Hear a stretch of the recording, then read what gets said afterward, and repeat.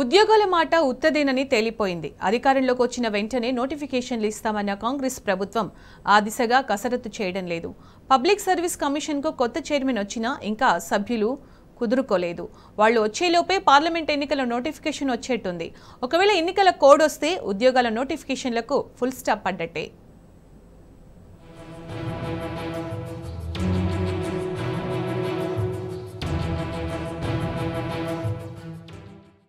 Congress party ఉద్యోగాల హామీ ఒట్టి బూటకమేనని తేలిపోయింది.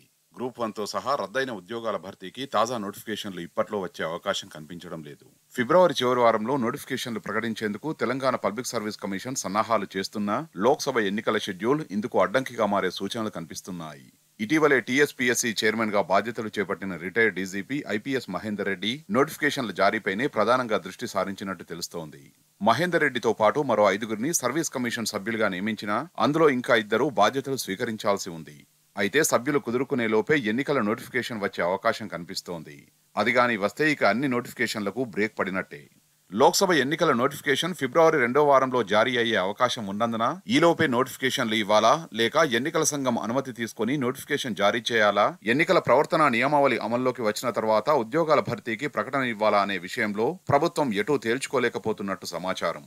ఒకవేళ ఎన్నికల సంఘాన్ని ఆశ్రయించి నోటిఫికేషన్ల జారీకి అనుమతి కోరినా అంగీకరించకపోతే అనవసర ఇబ్బందులు ఉంటాయన్న భావనతో అధికారులు ఉన్నట్లు తెలుస్తోంది. అందుకే నోటిఫికేషన్ల విషయంలో సర్వీస్ కమిషన్ మల్లగుల్లాలు పడుతున్నట్టు సమాచారం. లోక్సభ ఎన్నికలకు సంబంధించిన కోడ్ అమల్లోకి వస్తే ఆ ఎన్నికల ఫలితాలు ప్రకటించే వరకు జాతీయ స్థాయిలో ఎలాంటి ప్రభుత్వ ఉద్యోగాల భర్తీకి సంబంధించిన నోటిఫికేషన్లు ఇచ్చే అవకాశం లేదు.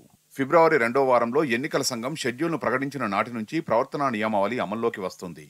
మార్చి నెల చివరిలో లేదా ఏప్రిల్ నెలలో ఎన్నికలు జరిగి ఫలితాలను ఆ నెల చివరి వారంలో ప్రకటించే అవకాశాలున్నాయని అధికార వర్గాల ద్వారా తెలుస్తోంది.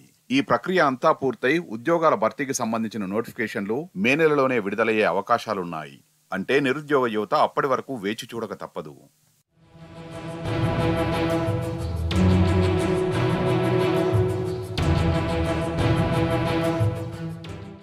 అయితే అసెంబ్లీ ఎన్నికలకు ముందు కాంగ్రెస్ పార్టీ ప్రకటించిన జాబ్ క్యాలెండర్లో 2 లక్షల ఉద్యోగాలను భర్తీ చేస్తామని చెప్పింది. ఉద్యోగాల నోటిఫికేషన్ల జారీ తేదీలు, నెలల్ని జాబ్ క్యాలెండర్లో ప్రకటించింది. ఫిబ్రవరి 1న గ్రూప్ 1 నియామకాల నోటిఫికేషన్ జారీ చేస్తామని జాబ్ క్యాలెండర్లో ప్రకటించారు. ఫిబ్రవరి 1కి ఇంకా ఒక్కరోజు వ్యవధి మాత్రమే ఉండడంతో గ్రూప్ 1 నోటిఫికేషన్ ఇవ్వడం సాధ్యం కాకపోవచ్చని టీఎస్పీఎస్సీ వర్గాలు చెబుతున్నాయి. అటు గ్రూప్ 3 నియామకాలను 2 విడతల్లో చేపడతామని, మొదటి విడత జూన్ 1న, రెండో విడత డిసెంబర్ 1న అని జాబ్ క్యాలెండర్లో కాంగ్రెస్ పార్టీ ప్రకటించింది. గ్రూప్ 4 నియామకాలను కూడా 2 విడతల్లో నిర్వహిస్తామని చెప్పింది. ఉపాధ్యాయ నియామకాల నోటిఫికేషన్లను ఏప్రిల్ 1న, ట్రాన్స్పోర్ట్ కానిస్టేబుళ్లు, ఆబ్కారీ, ఇతర యూనిఫామ్ సిబ్బంది భర్తీకి మార్చి 1న నోటిఫికేషన్లు ఇస్తామని చెప్పింది. అయితే పార్లమెంటు ఎన్నికల కోడ్ వస్తే అవన్నీ ఆగిపోక తప్పదని విశ్లేషకులు అంటున్నారు. ఒకవైపు ప్రశ్నపత్రాలు రద్దయిన గ్రూప్ 1, డిఏఓ, అసిస్టెంట్ ఎగ్జిక్యూటివ్ ఇంజనీర్ల పరీక్షల్ని తాజాగా నిర్వహించేందుకు ఏర్పాట్లు చేయడంతో పాటు వాయిదా పడిన గ్రూప్ 2 పరీక్షల్ని జరపాల్సి ఉంది. గ్రూప్ 3 హాస్టల్ వెల్ఫేర్ అధికారుల నియామకానికి సంబంధించిన పరీక్షల తేదీల్ని కూడా ప్రకటించాల్సి ఉంది. గ్రూప్ 4 పరీక్ష నిర్వహించి 6 నెలలవుతున్నా ఫలితాలను ప్రకటించలేదు. గురుకుల పాఠశాలల్లో ఉపాధ్యాయుల నియామకానికి పరీక్ష జరిపినా ఫలితాల అతీగతి లేదు. రద్దయిన పరీక్షలు నిర్వహించి ఫలితాలు ఇవ్వడం, వాయిదా వేసిన పరీక్షలను నిర్వహిస్తూనే కొత్త ఉద్యోగాల భర్తీకి తాజా నోటిఫికేషన్లు ఇచ్చేందుకు కార్యాచరణ రూపొందించుకోవాల్సిన పరిస్థితి ఏర్పడింది. కొత్తగా బాధ్యతలు చేపట్టిన టీఎస్పీఎస్సీ పాలక మండలి ఈ అంశాలపై త్వరితగతిన నిర్ణయాలు తీసుకోవాలని నిరుద్యోగులు కోరుతున్నారు.